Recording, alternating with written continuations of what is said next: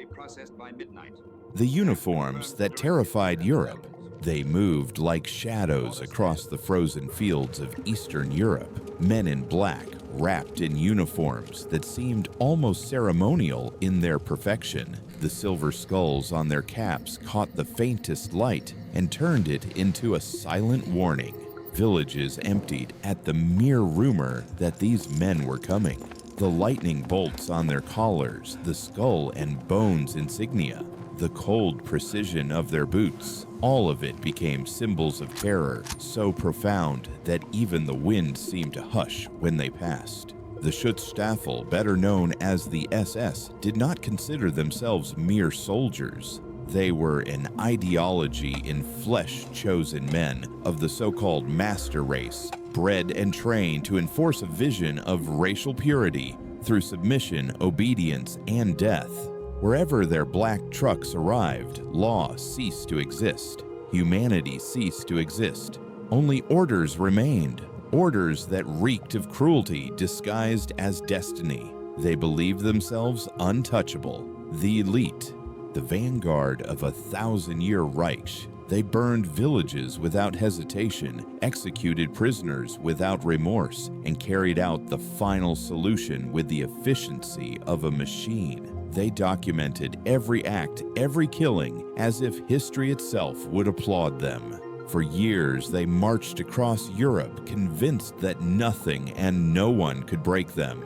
But by 1943, that illusion began to crack. The Red Army was no longer retreating. Winter after winter, the Soviet lines held firm. The tide of war was changing, and the SS, those self-proclaimed masters of Europe, were about to learn what it meant to face an enemy who remembered every atrocity, every scream, every grave. In the east, the soil itself carried memory. Beneath the birch forests of Ukraine lay the pits of Babin Yar, where tens of thousands of men, women, and children had been executed under the supervision of SS units. In Belarus, entire villages, Katyn, Dalva, Ola, were erased from the map. Not by bombs, but by fire and bullets, one peasant family at a time. The Soviet people did not forget. They could not forget. When the front shifted west, vengeance marched with them. For the Red Army, this was not just another war, it was personal. Every burned home, every orphan, every mother left crying in the snow became fuel for a hatred that no treaty or convention could contain. The Geneva Convention meant nothing in the ashes of Minsk or Smolensk. When Soviet soldiers looked at the black uniforms of the SS, they saw not prisoners of war, they saw executioners wearing medals. The SS themselves had crafted this fate. From the very beginning, they had embraced violence not as a necessity, but as a creed. Under Himmler's doctrine, compassion was weakness, mercy was treason. They trained men to believe that cruelty was a form of strength, that by erasing empathy they purified the race. Their indoctrination stripped them of conscience long before the front consumed their bodies. By 1943, many had forgotten what it meant to be human, but history has a way of balancing its scales, and the SS would soon find that for every village burned, another grave was waiting to be dug this time for them. As the Red Army advanced westward, its soldiers began encountering scenes that no words could fully describe. Towns where every inhabitant had been executed, wells filled with bodies, school basements turned into torture chambers. They found children frozen in the snow, still clutching photographs of their parents. They found evidence of the camp's Majdanek Sobibor Treblinka, where smoke still rose from chimneys that had devoured millions. The Soviet soldiers swore oaths over those ruins, not to Stalin, not to the party, but to the dead. They swore that the men responsible, the ones in black, would never see daylight again. In the first months of 1943, the front was a landscape of retribution. Villagers who had hidden through years of occupation emerged from cellars and forests to point out the faces of their tormentors. That one, they would say, "He burned my husband alive. He took my son. He shot my mother." And the Red Army listened. The SS had once inspired silence. Now they inspired only rage. In those moments, history changed its tone. The war ceased to be merely about borders or politics. It became a reckoning. The SS who had built their identity around fear now tasted it. The same fear they had once inflicted so easily on others. Some tried to shed their uniforms, swapping the black for the gray of regular Wehrmacht soldiers, even carving away the tattoo under their left arm that marked them as SS. But the ink was deep, and so were the memories of those who had suffered. It wasn't difficult to find them. The Soviet soldiers would strip prisoners to the waist, searching for the faint scar of that tattoo, the mark of blood group and allegiance. When they found it, there was no need for further questions. What began as scattered acts of revenge grew into something larger, something organized. Soviet command began to codify what the front lines had already decided. An unspoken understanding emerged. SS men were not to be treated as ordinary captives. They had forfeited that right long ago. The irony was bitter. For years, the SS had considered themselves the arbiters of life and death. They built their world on lists: who would live, who would die, who was useful. They wrote those names in ink and blood. Now their own names were being recorded, this time in Soviet field reports and death logs. The hunters had become the hunted, and their fate would be written with the same cold precision they had once prided themselves on. Still, not all Soviets celebrated this reversal. There were officers who hesitated, who questioned what justice meant when vengeance burned so hot. But in a war where entire families had been erased, morality was a luxury no one could afford. "They showed no mercy to us," wrote one Soviet lieutenant. So we learned not to show mercy to them. And so, as 1943 unfolded, the front line became more than a battlefield. It became a moral abyss. Every captured SS man carried not just his own guilt, but the collective guilt of the entire Reich. Every execution felt like a fragment of justice, and yet each act of vengeance left behind a residue of darkness that would never wash away. The SS had built an empire on terror. The Red Army would dismantle it the same way, brick by brick, bone by bone. The world that had once trembled at the sight of those black uniforms would soon learn a new truth. Even the most feared men can bleed. And in the ruins of their arrogance, the snow would turn red, not from the flames they set, but from the reckoning they could no longer escape. In the East, death had always been a patient teacher. But by the summer of 1943, its lessons were about to reach the men who once believed they were immortal. The SS had written their own scripture of cruelty line by line in the ashes of conquered nations. Now the Red Army would answer it with fire, with silence, and with justice, written not in laws but in graves. The black uniforms that had once terrified Europe were now torn, stained, and stripped from their wearers. They became trophies, warnings, and sometimes even fuel for soldiers' campfires. The skulls and lightning bolts melted into nothing, leaving behind only the bodies of men who had once thought themselves gods. And that was only the beginning. For the Soviets, this was not vengeance enough.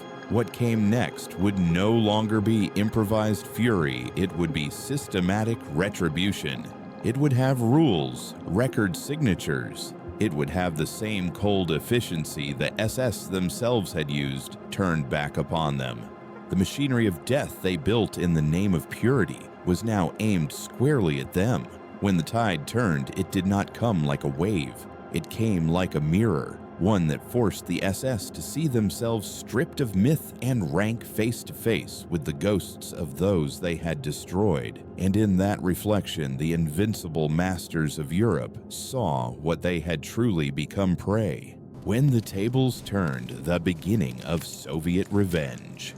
The winter of 1943 was not kind to men who wore black. What had begun as the confident march of a master race was now a retreat through smoke and mud. German lines collapsed across the Eastern Front, and the Red Army, once dismissed as broken, was now relentless. The tide had turned, and with it came something more dangerous than any tank or artillery barrage memory.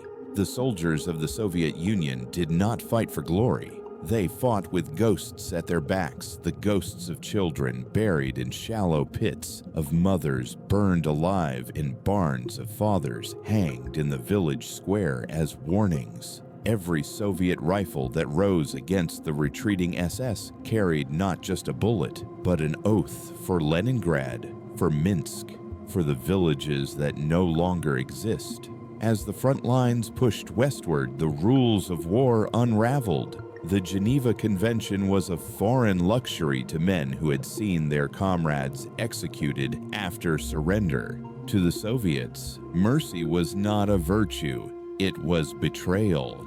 The Red Army did not read clauses or articles when they found an SS insignia. They read faces, they read scars, they read the burning ruins around them, and those told them everything they needed to know. In village after village, the same pattern repeated. A Soviet battalion would march in victorious but exhausted, and among the prisoners gathered from the chaos, there would always be a handful of men whose posture was too proud, whose uniforms too immaculate, whose eyes held a different kind of emptiness. The veterans learned to spot them instantly. SS men. They were separated without orders, often without a word. Their fates were sealed not by command, but by collective understanding. The war had taught the Red Army many things, but above all, it had taught them to remember. Word of what had been found in the recaptured territories spread fast. Soviet reconnaissance units returned with photographs, charred villages, piles of bodies, evidence of massacres. The names of towns like Katyn and Orsha became more than coordinates. They became wounds. Every soldier knew someone who had lost everything to the men now kneeling before them in black uniforms. When the Soviets reached Babin Yar, they saw the pits. They smelled the death that lingered years later. They found scraps of children's clothing shoes and broken spectacles. In some places, the ground still moved with gases rising from the decomposing bodies below. No sermon or doctrine could explain that away. No plea for mercy could cover it. So when the Red Army looked into the faces of SS prisoners, they saw the embodiment of every grave, every orphan, every scream that had echoed through their scorched homeland. These men were not opponents, they were reminders, and reminders had to be erased. In the reports written at the time, the language was clinical enemy personnel neutralized, no prisoners from SS units retained. But beneath those cold words lay stories too brutal to print. Columns of SS men stripped of their boots, forced to march barefoot through the very villages they had destroyed. Civilians lining the roads, silent at first, then shouting, throwing stones, spitting on the ones who had once held power over life and death. Some villagers recognized faces. Some found the men who had killed their children. And in those moments, justice no longer belonged to governments, it belonged to grief. The Soviets did not plan this vengeance. It unfolded naturally, as if history itself had been waiting for it. Even Soviet commanders, hardened by years of bloodshed, sometimes turned away. They did not stop it. Few even tried. The SS had written their own sentence long before the Red Army ever arrived. Still, there was something deeply human beneath this revenge, something raw, primitive, and terrible. Soldiers wept as they carried out executions. Others looked on in silence, knowing that no bullet could bring back what was lost. But vengeance had a momentum of its own, and once it began, it no longer asked permission. for the SS surrender was no longer salvation, it was a slow death. Soviet intelligence began collecting names, units, and command structures, piecing together where each SS formation had operated. When those formations were captured, the soldiers were separated immediately from regular Wehrmacht troops. The others, the tank crews, the infantrymen, even the Luftwaffe pilots were processed as prisoners of war. But the SS were not called prisoners. They were called criminals. And criminals did not go to camps designed for survival. They went to interrogation cells, to pits, to nowhere. Among Soviet soldiers, a saying began to circulate. The SS does not surrender, they are collected. It was dark humor, but it carried truth. For every massacre uncovered in the East, the Red Army returned the gesture in kind. What began as uncoordinated retaliation started to take form. By the summer of 1943, the NKVD, the Soviet secret police, had formalized directives for the treatment of captured SS personnel. Interrogation before execution was standard procedure. Intelligence was valuable, but mercy was not. Reports from the field noted enhanced methods of questioning sleep deprivation, exposure, starvation, and cold water immersion. The euphemisms did little to hide the reality.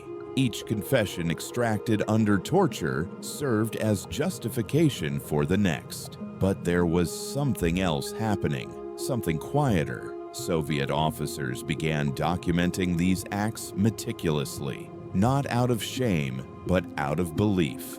They wanted history to know. They wanted it to be recorded that the SS had received their punishment. One such report, filed by Captain Dmitry Volkov, reads in precise bureaucratic language, prisoner Heinrich Miller confessed to participation in extermination of civilians in Berdichev. Executed following interrogation. No further action required. 3 sentences to close the book on 8,000 deaths.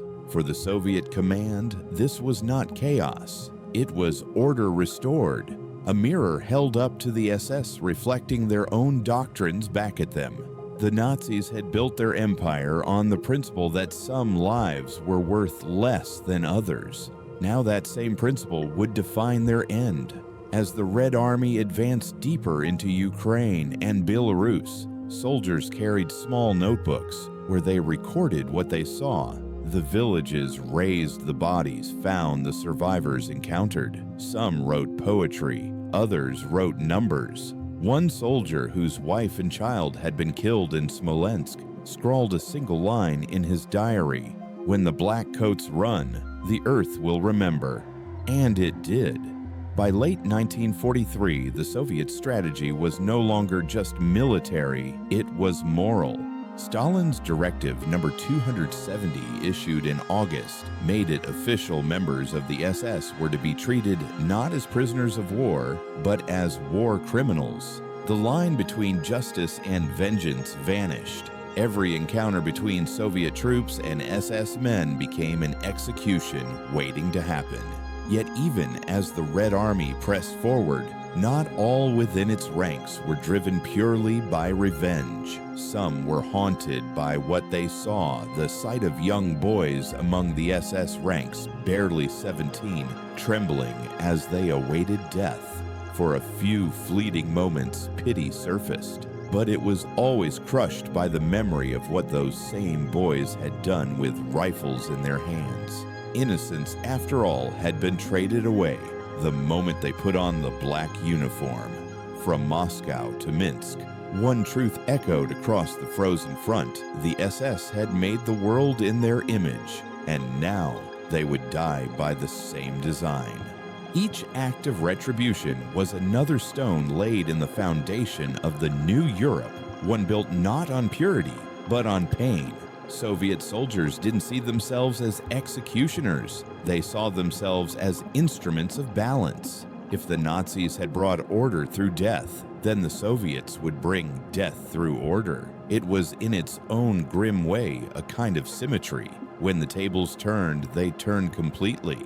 The same railways that had once carried victims eastward now carried SS prisoners west to interrogation camps. The same cattle cars that had delivered millions to extermination now carried their executioners. The same soldiers who once shouted orders now pleaded for water. The world had inverted. The wolves had become prey, and the Red Army, driven by grief and rage, would ensure that the transformation was final. But this was only the beginning. The war was not yet over, and the front still stretched like an open wound across the continent. Soon, what began as battlefield justice would evolve into something far more structured, an official campaign of elimination sanctioned from the highest levels of command. The Red Army would no longer rely on chaos to punish the SS. It would rely on precision, and in the summer of 1943, on the blood-soaked plains near Prokhorovka, that precision found its first test. Prokhorovka, 1943. When the first SS prisoners faced judgment. July 19th, 1943. The fields near Prokhorovka still smoked from the largest tank battle in history. What had once been an open plain of wheat and wildflowers was now an ocean of twisted metal-charred T-34s, burned-out Tigers, the air thick with oil and the smell of death. The ground itself trembled as if refusing to accept what men had done to it. Over 6,000 tanks and armored vehicles had clashed here. When the guns finally fell silent, the Soviets stood victorious. But among the wreckage and bodies, there was something else: survivors. 237 Germans were taken alive that day. 14 of them belonged to the SS Totenkopf Division, the Death's Head unit infamous across Europe for its brutality. The rest were regular Wehrmacht soldiers, tank mechanics, medics, drivers, ordinary men who had fought and surrendered. The difference between them would soon determine who would live and who would die. Lieutenant Colonel Ivan Sidorov of the 4th Guards Tank Army filed the first report that day. His notes were short, written in a hand so steady it almost seemed indifferent. Prisoners processed. SS separated, awaiting further instruction. But there were no further instructions. None were needed. Every soldier on that field knew what would happen next. The SS men were stripped of their black uniforms, the same uniforms that had made entire villages vanish in fear. They were forced to march barefoot through the ashes of what they had once destroyed. The villagers of Prokhorovka, the same people whose homes the SS had burned just 3 days before, now lined the dirt road. They didn't cheer. They didn't smile. They just stared. Among them was an old woman wrapped in a scarf, her face cut with years of hard labor and loss. When one of the SS officers, Obersturmführer Klaus Weber, passed by, she spat in his face. She didn't shout. She didn't curse. Her silence spoke louder than any word. Weber had ordered her husband executed. She remembered his voice, the way he had read out the sentence in broken Russian before pulling the trigger. Now that same officer stumbled past her, his face pale and bleeding, his arrogance stripped away with his uniform. Hours later, his body was found in a ditch 2 kilometers outside the village. A single bullet hole behind the left ear. No trial, no paperwork, no record, only silence. That silence became the sound of Soviet justice. For the regular German prisoners, there was water. For the SS, there was none. The distinction was deliberate, merciless, and absolute. Soviet soldiers called it the separation of wolves and men. The executions that followed weren't random acts of rage. They were ritualistic, almost procedural. Each SS officer's rank was read aloud by Soviet interpreters, not to honor their position, but to remind them of what they had represented: the hierarchy of a system built entirely on suffering. Then one by one they were taken behind the hills and never seen again. In the evening, as the sun bled into the horizon, Sidorov's men burned what remained of the SS uniforms. The black fabric curled into smoke, and for a moment it looked as though the sky itself was cleansing the battlefield. The villagers gathered to watch the flames. For them, it wasn't vengeance, it was purification. Among the Soviet ranks, a debate began to take shape.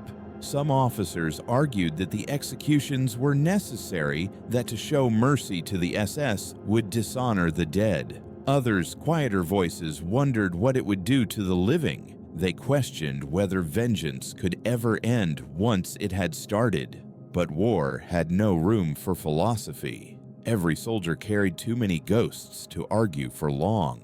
The field hospital nearby treated Soviet soldiers who had been burned alive inside their tanks. Their skin peeled off in sheets when touched. Many never spoke again, their throats scorched by smoke. The medics saw it all, and when they looked out toward the hills where the SS were being executed, none of them wept. That same week, a courier arrived with copies of Order No. 270, Stalin's directive that all SS personnel were to be considered war criminals, not prisoners of war. The order merely formalized what had already become an unspoken truth. On the front lines, it was not the law that guided men, it was memory. Soviet intelligence had already begun to build files. Every captured SS man was identified by name, rank, and unit. Those who weren't executed on the spot were sent to interrogation camps, grim places where survival depended less on strength than on the willingness to speak. But at Prokhorovka, the front was still too raw for paperwork. The land itself decided who would live. In one of the few surviving testimonies from that day, a Soviet corporal described what it was like to escort the prisoners. They looked like us, only hungrier. When they saw the villagers, they tried not to meet their eyes. One asked for water. Nobody gave it to him. I remember thinking that if I handed him my canteen, I'd see my mother's face in the mud. So I kept walking. That same night, a storm swept through the steppe. Rain fell hard, washing away the blood that had soaked into the soil. By morning, there was no trace of the executions, only a quiet, heavy air that smelled of oil and wet grass. The Soviets buried their own dead first. The German bodies they left for the crows. When news of the incident reached higher command, it wasn't condemned. It wasn't even discussed. There was no outrage, no reprimand, just silence. Silence was approval. Silence was permission. Prokhorovka became a turning point not just in the war, but in the moral landscape of the Soviet front. The line between justice and revenge blurred until it disappeared entirely. From that moment on, every SS insignia carried a death sentence. Across the front, similar stories began to surface. In Ukraine, a detachment of Soviet infantry captured a group of SS engineers retreating from Kharkov. Their captors didn't question them. They simply handed them to the villagers whose homes had been turned to ash.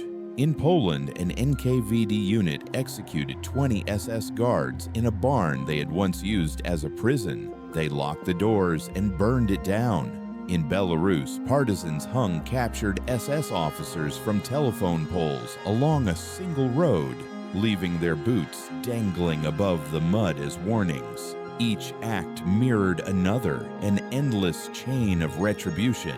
What had started as an isolated field decision at Prokhorovka became the template for the months ahead, a new unofficial doctrine of the Eastern Front. The SS would not survive the war.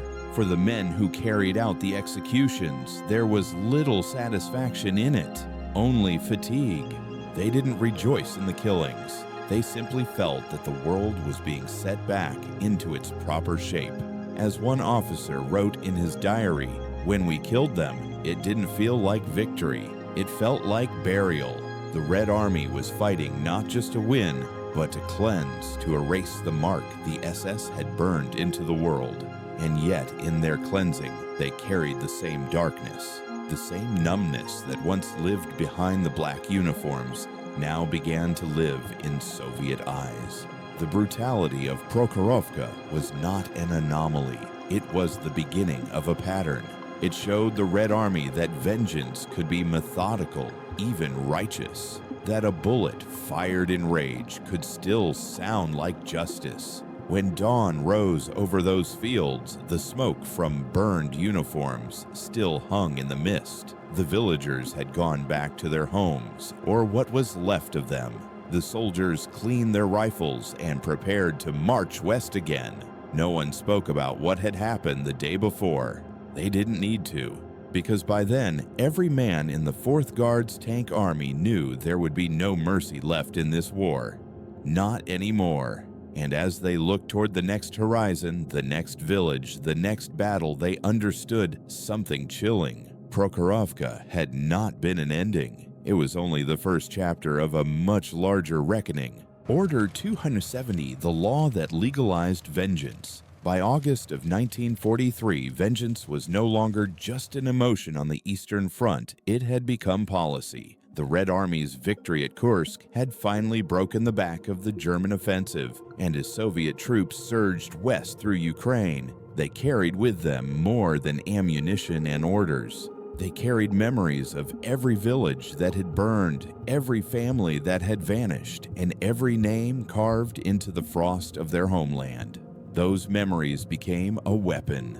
Order number 270, signed by Stalin himself on August 4th, did not invent Soviet hatred for the SS, it merely made it official. The document was short, precise, and merciless. It declared that all members of the Schutzstaffel, the Gestapo, and the Einsatzgruppen were to be treated not as soldiers, but as war criminals. They were to be interrogated, tried summarily if needed, and executed on the spot if evidence of atrocities was clear. But on the front lines, no one needed evidence. The SS insignia was enough. The tattoo under the left arm was enough. Even the hint of the death's head emblem, half torn, half burned, was enough to end a life. Order 270 transformed the Red Army's instinctive rage into a sanctioned crusade. It gave structure to chaos. It told every Soviet soldier that vengeance was not only permitted, it was righteous. It wrapped blood in the language of justice. Captain Dmitry Volkov of the NKVD would become one of the first to interpret that order in the field. His name appeared again and again in Soviet archives, a man both feared and admired, known for his precision and his lack of hesitation. He recorded everything. In one report, Volkov documented the capture of SS Hauptsturmführer Heinrich Müller during the retreat from Kharkov. Müller had commanded an Einsatzkommando unit, one of the mobile killing squads responsible for the deaths of thousands of civilians. The villagers still remembered his name. The interrogation lasted 6 days. Soviet records list the methods used with bureaucratic detachment, sleep deprivation, cold water immersion beatings with rifle butts, and enhanced questioning techniques. The phrases were sterile, but the reality was not. Miller confessed on the 4th day to personally executing 234 Jewish children in Berdichev. On the 5th, he named collaborators. On the 6th, he was shot. Volkov's report ended with 6 words, "Case closed, no further inquiry necessary." To the men who read it, that line carried weight. It told them that justice had been done, that the cries of Berdichev had in some small way been answered. But to others, even within Soviet ranks, it raised quieter, darker questions about what happens to men who begin to resemble the monsters they destroy. The NKVD called it justice. The soldiers called it revenge. History perhaps would call it both. Across the front, Order 270 unleashed a new kind of war. Soviet soldiers who captured SS men were no longer bound by military procedure. They were encouraged to act with initiative to deliver field justice. And they did. The camps that once held ordinary German POWs now grew separate annexes marked only by numbers and blacked out signs. Inside, the prisoners wore no uniforms, had no names. They were referred to as objects. Their purpose was to confess and then to vanish. In some sectors, NKVD officers didn't even bother with the pretense of interrogation.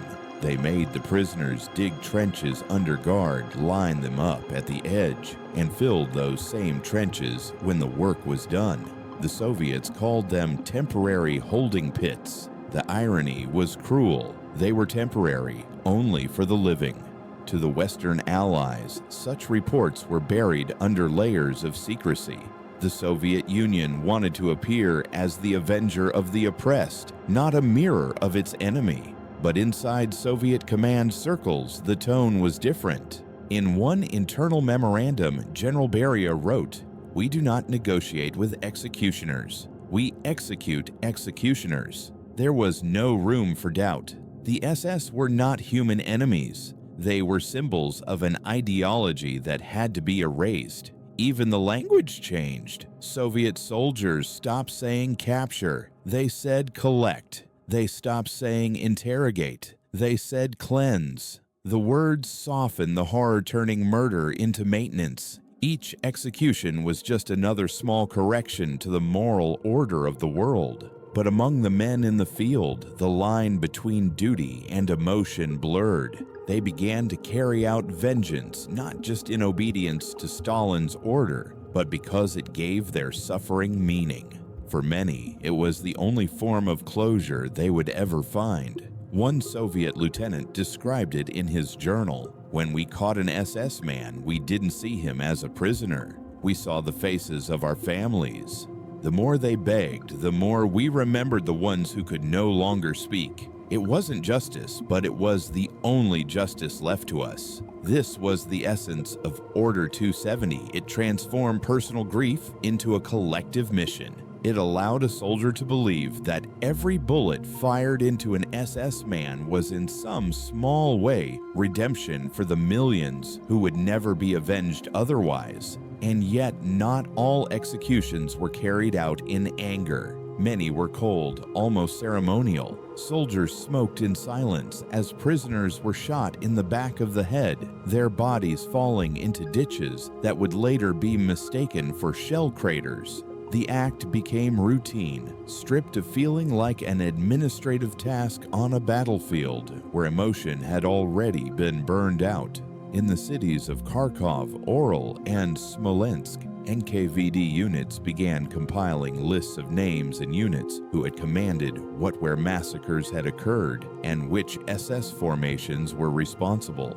Those lists became blueprints for the months ahead, maps of vengeance traced in ink and blood. For every Soviet mother who had died nameless, the NKVD made sure her killers would not. The bureaucracy of revenge was meticulous. Every confession signed, every corpse photographed, every bullet accounted for. Not because they doubted the guilt of the condemned, but because even vengeance needed order.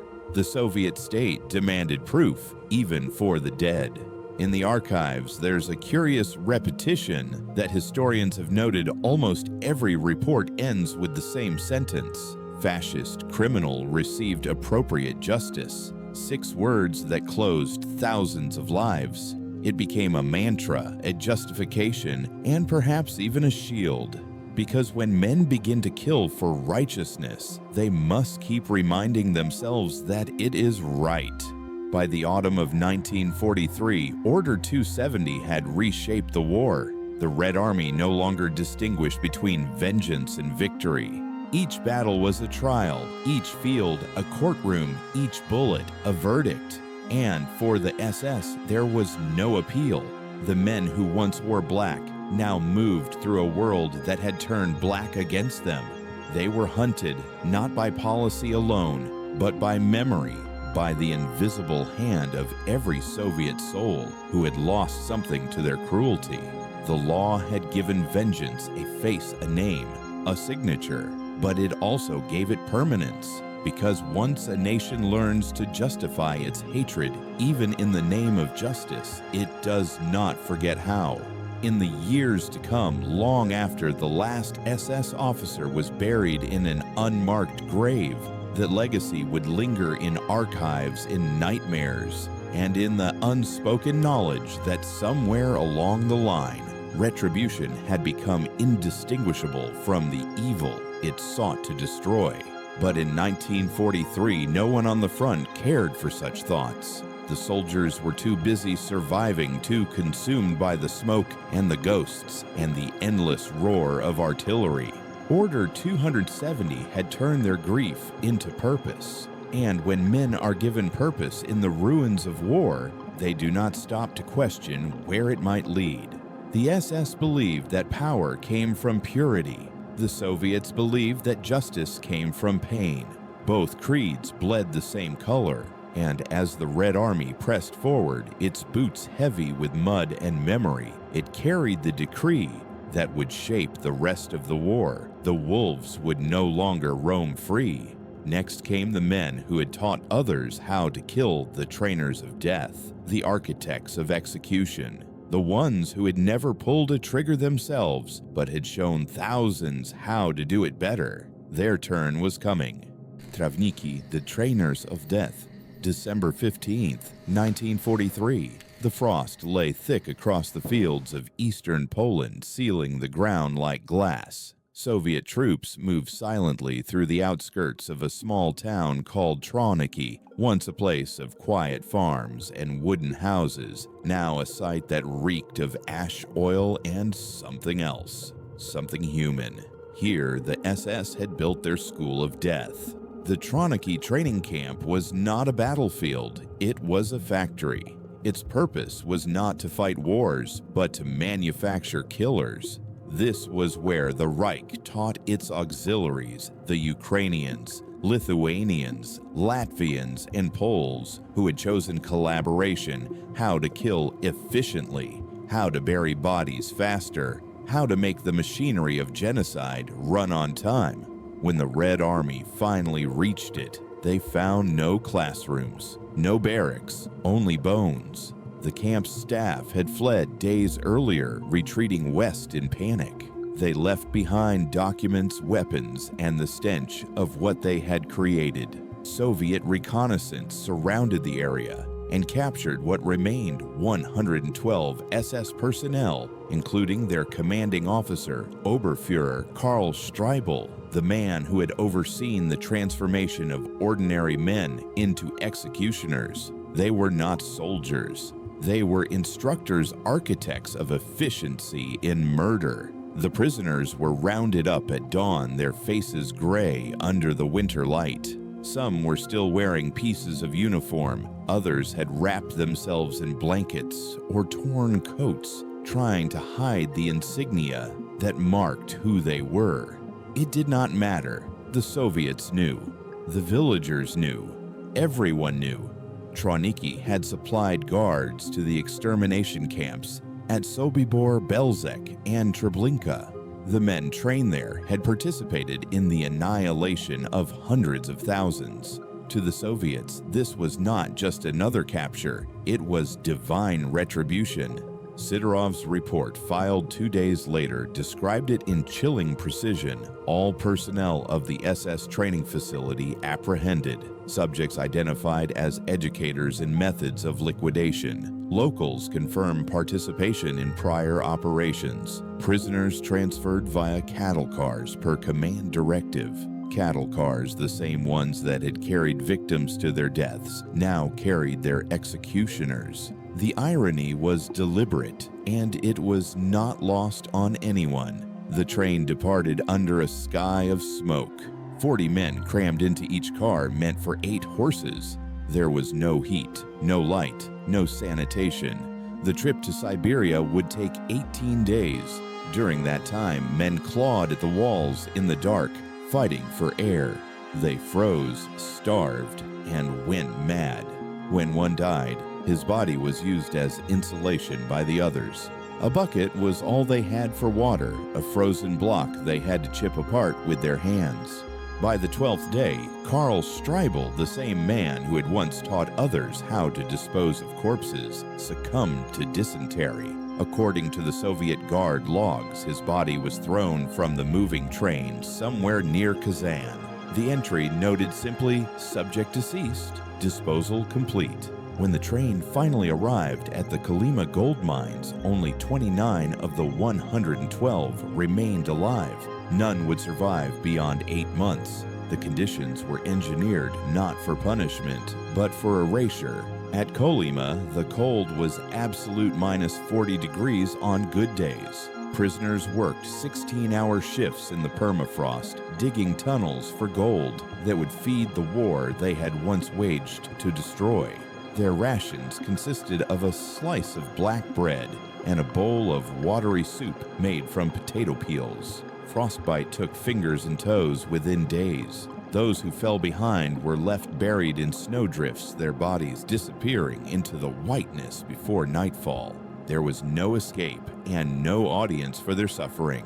The Soviet command didn't announce these deaths. They recorded them, each one a line in a ledger, each one a quiet echo of the screams that had once filled the air of the extermination camps they built. When word of the Trawniki captures reached Moscow, it was celebrated not as a military victory, but as a moral one.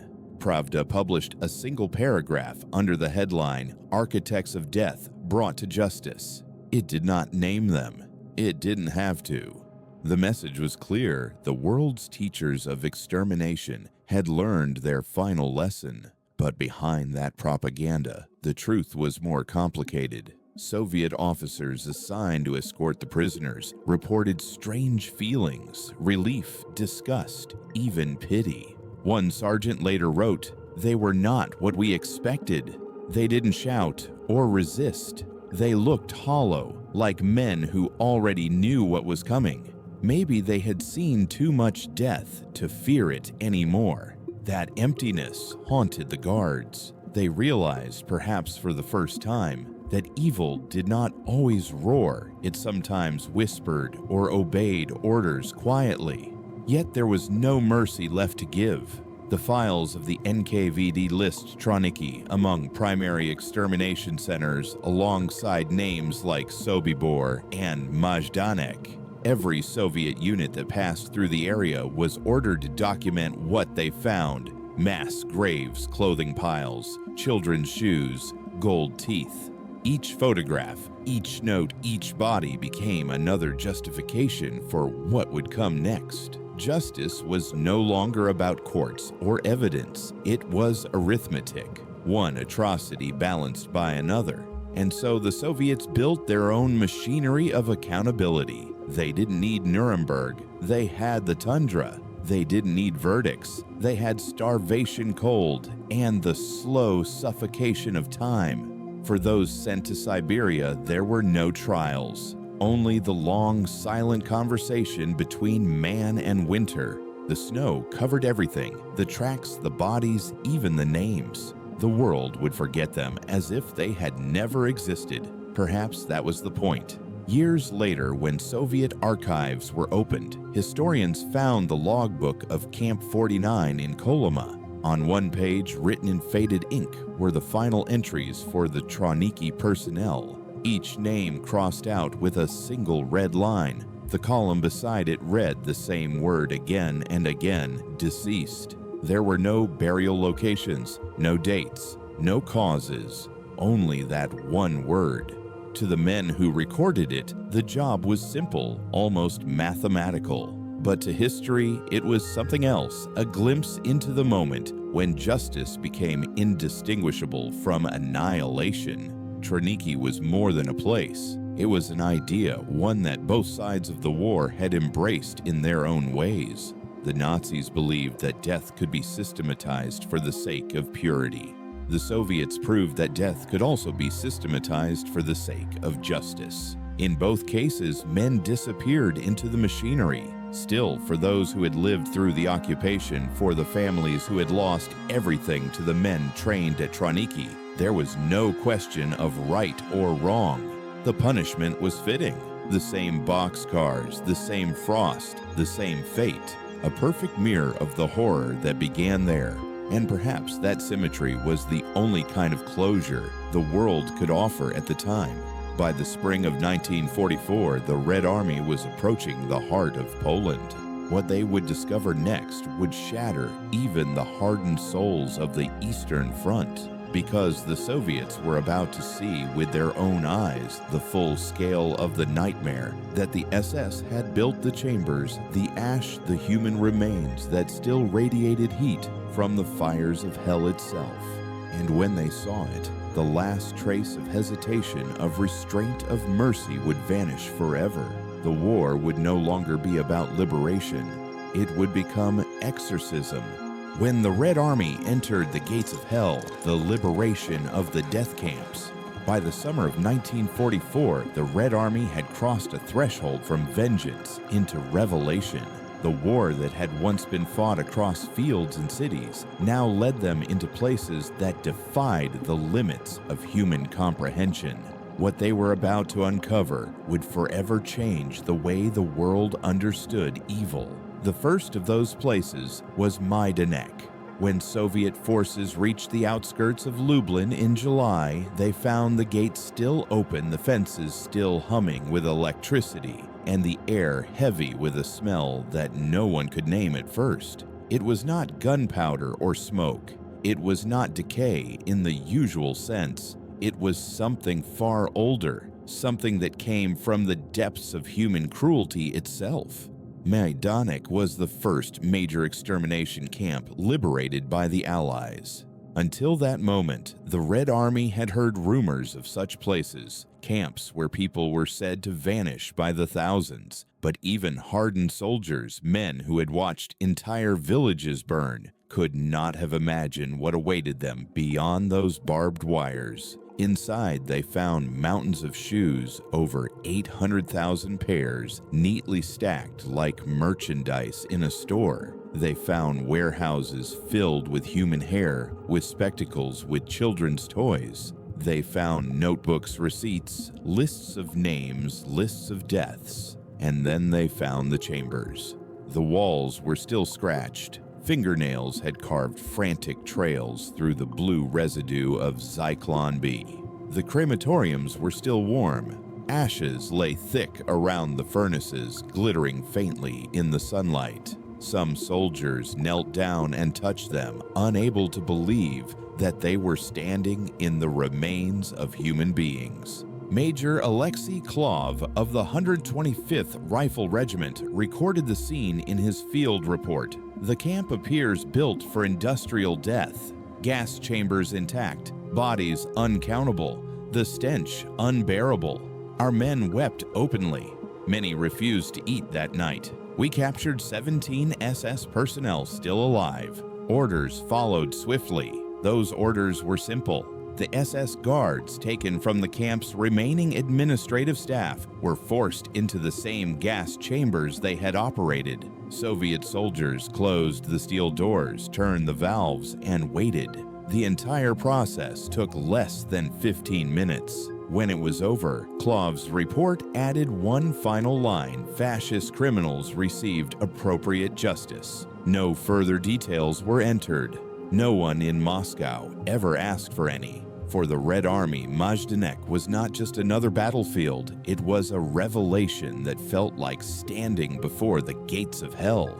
The soldiers who had already seen every horror of war now realized they had seen nothing yet. What the SS had built here was not warfare, it was annihilation perfected. News of the discovery spread quickly through Soviet ranks. Reports of gas chambers and crematoriums were dismissed at first by Western correspondents as exaggeration or propaganda. But the photographs that followed silenced every doubt. Even the Germans who had retreated left evidence too vast to deny. The Soviets buried the victims recorded. The numbers took statements from the survivors, just a handful of skeletal figures who wandered the camp as if afraid to breathe. They spoke of transports arriving daily, of selections of children separated from mothers and led away under false promises of showers. They spoke of the music that played to mask the screams. One survivor, a girl no older than 15, told a Soviet officer, "They said we were lice to be washed away."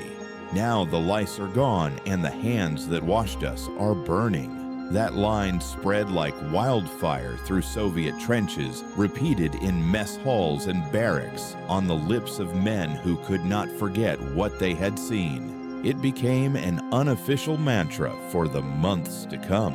After Majdanek came Treblinka, Sobibor, Belzec, names that would become synonymous with the darkest depths of human history. Each one revealed the same pattern: railways leading nowhere, chambers disguised as showers, ashes scattered like dust across the earth. And in each of those places, the Soviets found the same thing: SS men who had stayed too long, trapped by retreat or arrogance. Some claimed they were only clerks. Others said they had been forced to serve. None were spared. Executions became automatic. At Sobibor, Soviet troops locked the remaining guards inside the barracks and burned it to the ground. At Belzec, captured SS men were shot in groups of 10 over the open graves they had once filled with victims. At Treblinka, an officer ordered that the site remain untouched after the killings. "Let the world see what they built," he said, and the world did. War correspondents from Moscow arrived weeks later, their photographs gas chambers still slick with residue piles of children's clothing. The bones that surfaced after each rainfall became the first undeniable evidence of the Holocaust. Yet the word Holocaust did not exist yet. It would take years for language to catch up to what had been done.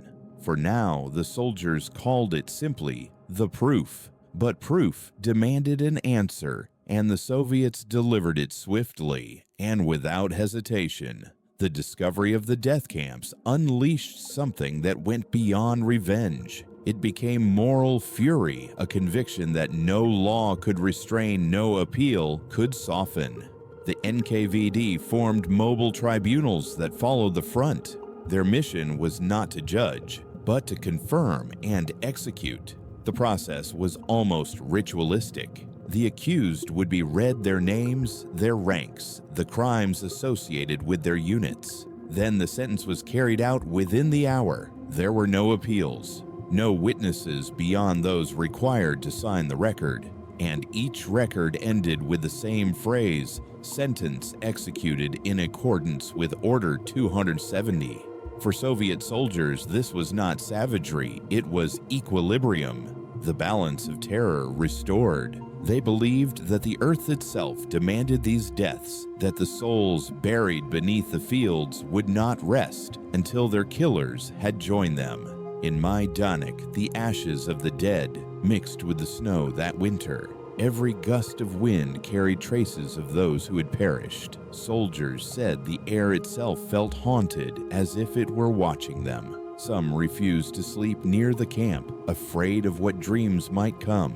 But for others, the fear hardened into resolve. A lieutenant from the 3rd Ukrainian Front wrote home to his wife, "I used to think we fought for land. Now I know we fight for the dead. There is no peace to win here, only silence to avenge." That silence would spread as the Red Army advanced. Each new discovery, each camp liberated, each SS man executed became part of a growing symphony of retribution. The soldiers no longer distinguished between justice and duty. To them, they were the same.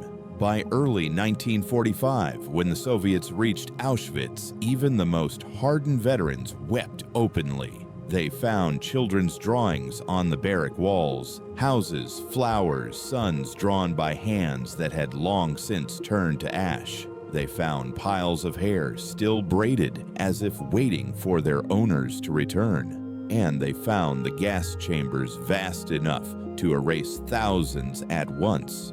A Soviet commander described it simply: "We have liberated the kingdom of death."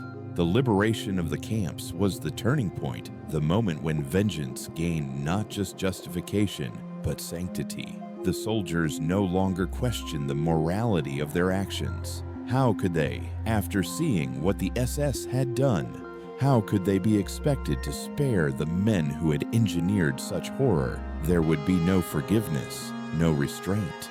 From that point forward, the Red Army no longer saw the SS as soldiers. They were vermin to be exterminated, symbols of everything the world had to purge to live again. The next stage of the Soviet advance would no longer be about capturing ground. It would be about hunting. Lists of names circulated. The NKVD organized specialized pursuit groups tasked solely with tracking down SS officers, camp administrators, and collaborators. The orders were simple: locate, interrogate, eliminate. Justice had become a weapon. And as the snow fell over the ruins of Majdanek and Sobibor, the Red Army marched west with a new mission. The front was no longer measured in kilometers or victories. It was measured in graves. The men in black had built an empire of death, and now death was coming for them step by step, camp by camp, until the last uniform, the last insignia, the last breath of that empire was buried beneath the weight of what they had done. The world would remember the camps as the ultimate proof of Nazi evil. But for those who liberated them, they were something else entirely, a revelation that changed the purpose of every bullet that followed. From that moment on, the Red Army did not fight to win, it fought to cleanse. The Hunters, NKVD pursuit units, and the global manhunt for SS officers. By late 1944, the Soviet front was no longer merely a line of battle. It was a moving tribunal. Every step westward carried not only tanks and guns, but ledgers, photographs, and lists of names. Names of men who believed they could outrun what they had done. The Red Army called them the Black Ghosts. The NKVD called them targets of justice. When the evidence from Majdanek and Sobibor reached Moscow, Stalin gave quiet approval for a new directive, the formation of direct special pursuit groups, mobile NKVD units whose sole task was to hunt down and eliminate SS personnel wherever they hid. Their operations were secret, their records brief, their methods final. The groups worked like surgeons. They were composed of interrogators, translators, and veterans who had survived the worst of the war. Many had lost families in occupied villages. Vengeance was not a duty to them, it was oxygen. Each team carried dossiers compiled from captured German archives, photographs, fingerprints, maps, even personal letters seized from destroyed SS offices. For the first time, the Soviets possessed a mirror image of the Nazi bureaucracy, one built not to categorize victims, but to identify executioners. And once a name was on that list, the outcome was inevitable. The pursuit of SS Brigade Führer Erich von dem Bach-Zelewski, nicknamed the Butcher of Warsaw, became one of the NKVD's most famous missions. For months, Soviet agents tracked him across Poland, Czechoslovakia, and Austria, piecing together sightings, radio intercepts, and the whispers of locals who had seen a man traveling under forged papers. He had changed his name, grown a beard, and claimed to be a priest. But he couldn't hide his past. He had too many ghosts attached to it. On May 8, 1945, the same day Germany signed its surrender, NKVD operatives cornered him in a monastery near Salzburg. Von dem Bach tried to negotiate. He offered intelligence on other SS commanders, details of escape routes, even maps of hidden gold shipments. The Soviet officer in charge of the operation, Major Boris Sokolov, listened in silence. Then he reportedly said, "We don't bargain with ghosts." Von dem Bach was executed by firing squad that night. His body was dismembered, the parts buried separately to prevent any grave from becoming a shrine. The NKVD report recorded the act in 12 words: subject neutralized, remains dispersed per directive, no further pursuit required. This was how the hunters worked: clean, efficient, absolute. But it wasn't only high-ranking officers who were targeted. The NKVD went after anyone linked to SS formations: drivers, cooks, camp medics, secretaries. There was no hierarchy of guilt, only association. A single tattoo under the arm, a blood-type mark burned into the skin, was enough to condemn a man. Soviet patrols stripped prisoners to the waist, checking each armpit for the telltale sign. One NKVD captain wrote, "The mark never lies, even if the man does." The pursuit groups did not always wait for confessions. Their interrogations were as short as their verdicts. Some lasted minutes, others days. Either way, the outcome rarely changed. To the outside world, the Soviet Union presented itself as the liberator of Europe. But behind that image, the NKVD was conducting the largest manhunt in modern history. They called it Operation Cleansing. It spanned from the Vistula to the Danube, across forest farms and abandoned cities where German fugitives hid in cellars or disguised themselves among refugees. At night, villagers would hear trucks arrive and voices whispering in Russian. By morning, there would be new graves outside the town limits. Sometimes the graves were unmarked. Sometimes they bore a single sign written in Cyrillic for the children. The NKVD had learned the psychological value of vengeance. They left their work visible, knowing that fear would do the rest. In some cases, they even sent letters to the families of executed SS officers, forcing them to confront the crimes their husbands and sons had committed. The letters were signed simply, "From those they killed." Captain Yuri Dropov, a young officer who would later rise to head the KGB, oversaw dozens of such operations in Austria and Czechoslovakia. His field notes, preserved in Soviet archives, describe how the NKVD used fear as a weapon of memory. The Germans built monuments of stone. We build monuments of silence. Each execution site is a lesson they will not forget. For every fugitive captured, there were others who slipped away, men who vanished into the chaos of post-war Europe, fleeing along what would later be called the rat lines toward Italy, Spain, or South America. But even there, Soviet pursuit did not stop.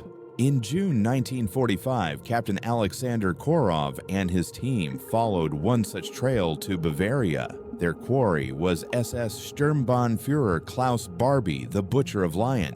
Barbie had tortured and executed hundreds of French resistance fighters and personally murdered children during interrogations. Soviet agents located his hideout in a barn outside a small village. When they surrounded it, Barbie tried to bargain for his life, offering intelligence on American operations in exchange for immunity. Korov shot him in both kneecaps, dragged him into the yard, and handed him over to a group of French partisans who had survived his prisons. They were given 30 minutes alone. When the Soviets returned, the barn was quiet. Barbie's body lay among 17 others. The report stated local partisans expressed gratitude for Soviet justice. Not every hunt ended so brutally, but each carried the same message: there would be no sanctuary for those who had worn black.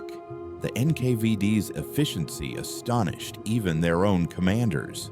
In the first 6 months of 1945 alone, more than 4,000 SS personnel were located, interrogated, and executed. Another 10,000 disappeared into the Gulag network, where most would not survive the first winter. The distinction between arrest and execution was mostly academic. Inside the Soviet system, revenge had become an industry. Each captured SS man was another statistic, another entry on a form, another case closed. Bureaucrats in Moscow filed reports that read like accounting sheets. SS personnel processed 117, survivors none.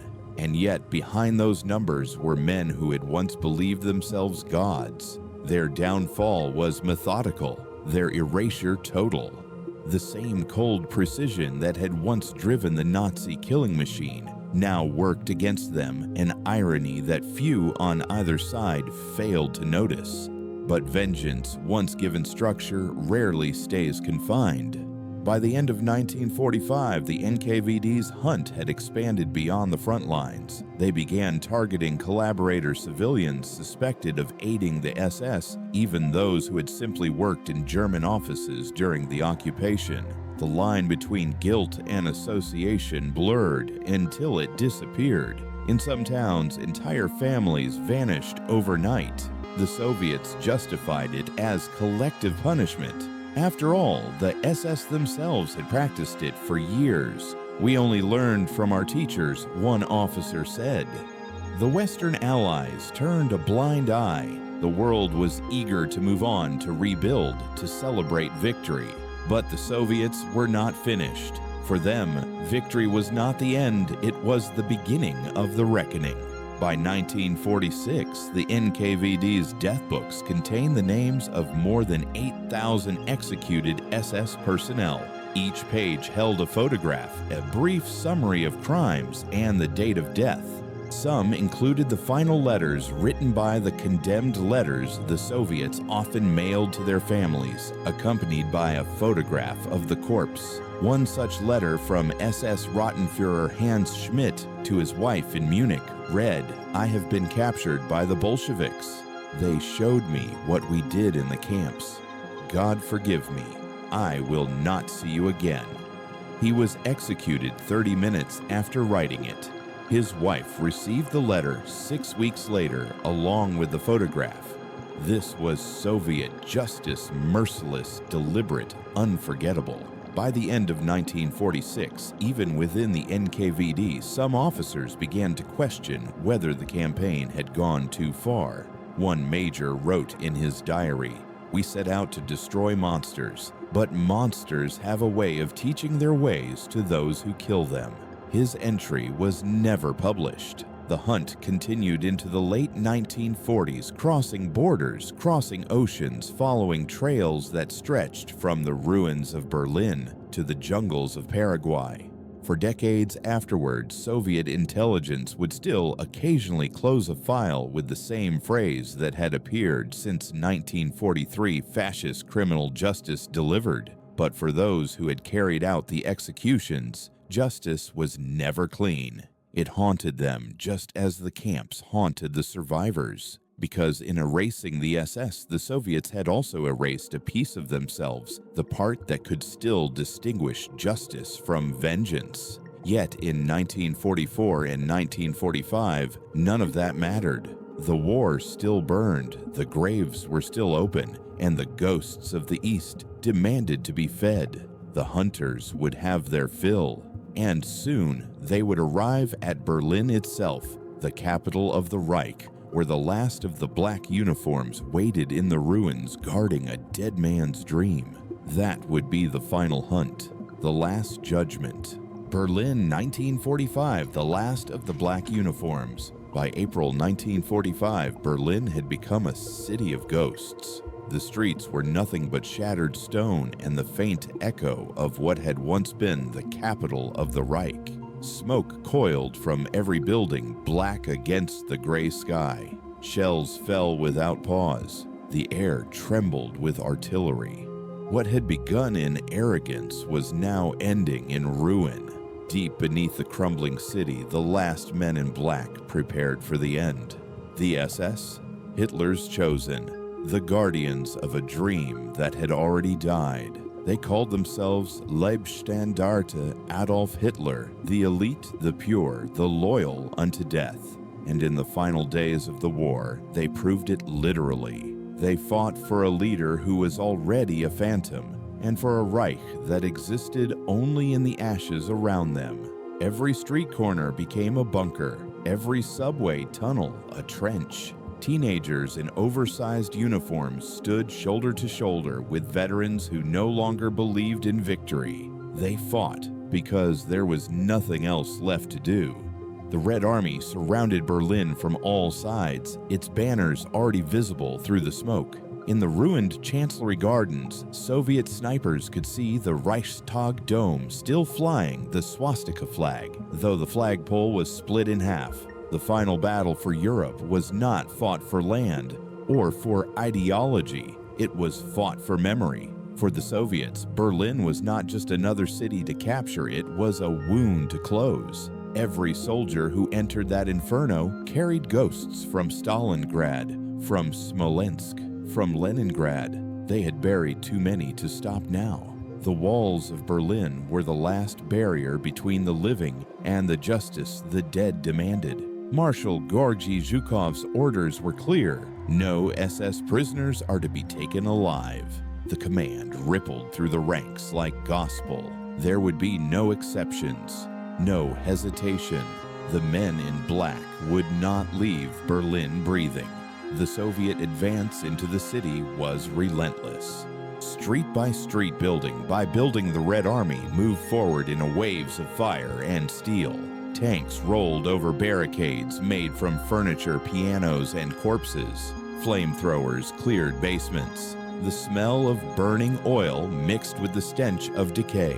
The sound of gunfire became a constant heartbeat, pounding against the broken walls of the capital. Amid the chaos, Soviet soldiers found clusters of SS men still holding positions, refusing to surrender even as the city collapsed around them.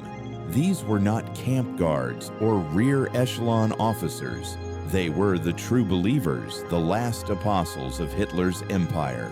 Colonel Pavel Antoninov recorded one of the final executions in his field journal. On May 2nd, in the courtyard of the Reich Chancellery, the same courtyard where Hitler had once given speeches, 47 SS officers were lined up and shot one by one. They were forced to kneel beside a pit dug by Soviet engineers earlier that morning. Each man was asked for his name and rank. Each was shot once in the back of the head. Antoninov's report noted that lime was poured over the bodies immediately after the final volley. No burial ceremony, no last words, only silence and the crack of rifles. The SS had lived by efficiency. They died by it too. Inside the bunker system beneath the Chancellery, the atmosphere was suffocating. The lights flickered, the walls shook with every explosion. Food had run out days earlier. The last bottles of champagne and morphine were hoarded by officers who had stopped believing in orders. Hitler himself would soon vanish from the world he had destroyed, leaving behind a handful of men still waiting for instructions that would never come. Among them was SS Gruppenführer Wilhelm Mohnke, commander of the Chancellery's defense sector. His file in Soviet archives is thick pages of crimes stretching from Normandy to Poland. Massacres of Canadian prisoners, executions of captured Americans, the murder of hundreds of Soviet civilians. When Mohnke was captured alive by Soviet forces, he was treated as the embodiment of everything the SS had become: cruel, delusional, and utterly unrepentant. His interrogation lasted 21 days. The NKVD recorded every hour. Witnesses recalled that he refused to sit even after being beaten, that he kept insisting he had acted under orders. On the 23rd day, he signed a confession detailing his role in multiple atrocities. 3 days later, he was found dead in his cell. The official report listed the cause as suicide by hanging. The unofficial one said he had been beaten to death by guards who had lost family at Smolensk.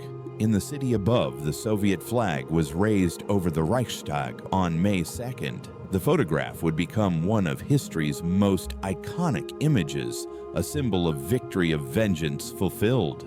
But beneath that flag, in the cellars and courtyards, the work of retribution continued long after the cameras were gone. SS prisoners were executed in alleys, stairwells, and parks. Civilians who had once served as secretaries or translators for the SS were rounded up alongside them. In some cases, entire families disappeared overnight. The Soviets did not distinguish between those who had pulled the trigger and those who had written the orders. Berlin became a grave without boundaries. Even in victory, the Red Army's vengeance had a rhythm to it, methodical, tireless, almost bureaucratic. NKVD units established cleansing stations where suspected SS personnel were brought for identification. The process was swift. The prisoners were stripped to the waist. Those with the SS blood type tattoo under the arm were pulled aside. Those without it were sent elsewhere.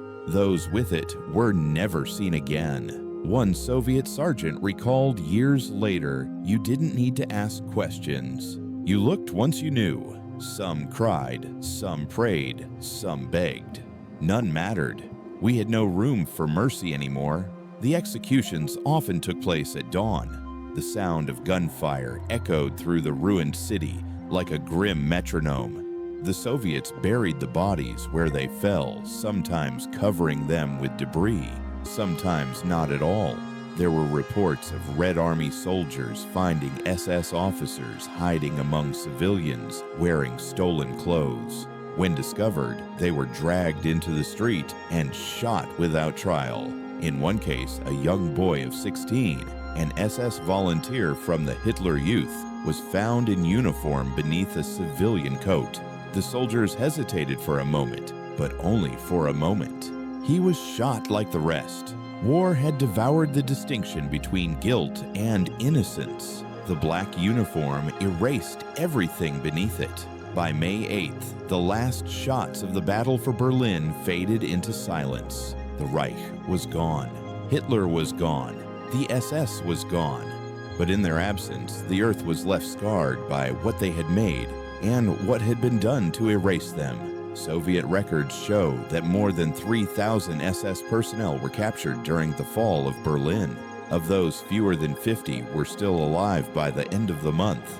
Most were executed on the spot. The rest disappeared into the labyrinth of NKVD cells scattered across the occupied zones of Germany. No trials, no appeals, no names recorded, only the same phrase repeated in Soviet paperwork: enemy neutralized. The courtyards of the Chancellery, once a symbol of Nazi power, became an unmarked grave. The same ground where Hitler had once stood to salute his army now held the bodies of the men who had sworn to die for him. Their loyalty had led them here to the dirt, the lime, and the silence of a ruined empire. For the Red Army, Berlin was not just victory, it was Judgment Day. The culmination of every march through burned villages, every frozen night in the trenches, every child buried in a shallow grave. The wolves had been hunted down to their den, and the den was on fire. When the smoke finally cleared, the Soviet soldiers stood among the ruins and tried to understand what they had done. Some felt pride, others felt emptiness. Most felt nothing at all, because vengeance once fulfilled leaves behind only silence. The war was ending, but the work of the NKVD was not. The command had already issued new orders. The captured SS officers were to be transported east to special facilities. There, the process of elimination would continue, not through bullets this time, but through hunger, frost, and labor. The final battle of Berlin had been fought with rifles. The next one would be fought with time, and in the frozen camps of Siberia, where even the sun seemed reluctant to rise, the remnants of the SS would learn what the end of history felt like: slow, cold, and endless. The camps of vengeance, labor starvation, and the systematic erasure of the SS. The war in Europe had ended, but for the SS, it had only entered a new phase. A slower, colder death that would stretch across the frozen wastelands of the Soviet Union. In the months after Berlin fell, trains began to move east again, not full of civilians or refugees this time, but of the men who had once filled Europe with terror, the SS guards, the officers, the loyal servants of the Reich. They were bound for a different kind of prison, not the camps they had built, but the ones built for them. The Soviet Union called them special labor colonies, but inside the walls and wire, everyone knew what they really were: execution grounds that moved at the pace of starvation. Camp 49 in the Kolyma region became the most notorious of them all. The name never appeared in newspapers, only in whispers among the guards and the few survivors who lived long enough to speak of it later. It lay beyond the Arctic Circle, where daylight itself seemed frozen. Temperatures dropped to 40 below the wind, slicing through canvas tents and skin alike. In that place, mercy did not exist. It had been rationed out long before the prisoners arrived. Of the 832 SS personnel sent to Camp 49 between 1945 and 1947, only 12 survived past 1953. The mortality rate, 98.5%, wasn't an accident. It was the design. The daily routine was simple, cruel, and repetitive. At dawn, prisoners were woken by blows from rifle butts. They were given a scrap of bread, 200 grams at most, and a cup of thin soup made from potato peels and fish bones. Then they were sent to the mines. 16 hours of labor a day, clearing frozen shafts, hauling rock, digging for gold that would never buy their freedom. There were no tools suitable for the cold. Picks shattered against the permafrost. Hands split open until the flesh froze. Men worked until their breath turned red. Those who fell behind were beaten, sometimes shot. The guards didn't need to shout. The cold did the punishing for them. The SS prisoners, once proud of their discipline, turned on each other. Rank meant nothing here. Colonels fought privates for scraps of food. Medics stole bandages. Former officers who once commanded hundreds begged to carry shovels for an extra ration of soup. One survivor, a former Soviet guard named Viktor Semyov, later recalled, "We were told not to see them as men. To us, they were just ghosts from another world. The orders were clear: work them until they die. When they fall, bury them in the trench they dug. No names, no markers." Semyov didn't speak with hatred, only exhaustion. By then, vengeance had become routine. The camp wasn't fueled by anger anymore. It was fueled by habit, and that perhaps made it even more terrifying. The SS men who had once signed orders of execution now learned what it meant to live inside one. The same meticulous system they had imposed on millions was now turned inward, mirrored by their captors. They filled out work logs, signed attendance sheets, received punishments for inefficiency. Every rule, every line of procedure felt like an echo from their past. The Soviet officers in charge rarely needed to raise their voices. They understood the deeper cruelty of order, that by maintaining a structure, even in hell, they could make the condemned believe the world was still logical. By the first winter, over half the prisoners were dead. Some froze upright in the mines, their bodies locked in ice until spring thawed them loose. Others died of disease, exhaustion, or despair. A few tried to escape, but there was nowhere to go. The tundra swallowed everything. The Red Army no longer fired bullets at the SS. They didn't have to. Time did it for them. Those who survived long enough to see another year were unrecognizable. Their black uniforms had been replaced by rags. Their skull insignias long since stripped away their bodies, thinned to skeletons. They worked in silence, no longer speaking German or Russian, only the universal language of suffering. When Stalin's death came in 1953, the last 12 prisoners of Camp 49 were still alive. They were released in name only. None lived beyond that year. Their deaths went unrecorded, their graves unmarked. The camp itself was dismantled, its wooden barracks reclaimed by snow and wind. In Moscow, the files were stamped closed. For years afterward, the Soviets denied that such camps had ever existed, but the truth seeped through in fragments, in old ledgers, in smuggled notes, in testimonies whispered by aging guards. The reality was inescapable. The SS had not been exterminated in battle, but in silence, buried beneath ice rather than rubble. This cold erasure wasn't limited to Kolyma. Similar camps dotted the vast expanse of the Soviet Union, Vorkut and Norilsk Magadan. Each one was a monument to the idea that vengeance could be sustained indefinitely, that justice could be prolonged through suffering. In these places, history didn't end.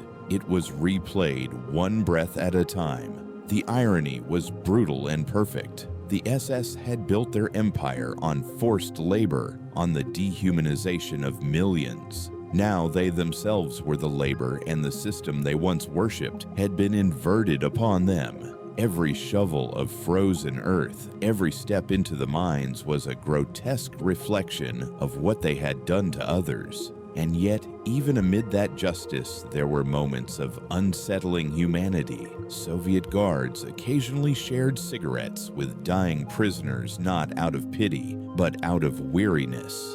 They no longer hated these men. Hate required energy. By then, both sides had been drained of it. One anonymous guard's note found decades later in an old NKVD journal reads, "They looked at us the same way we looked at them, like mirrors. We both knew what we had become.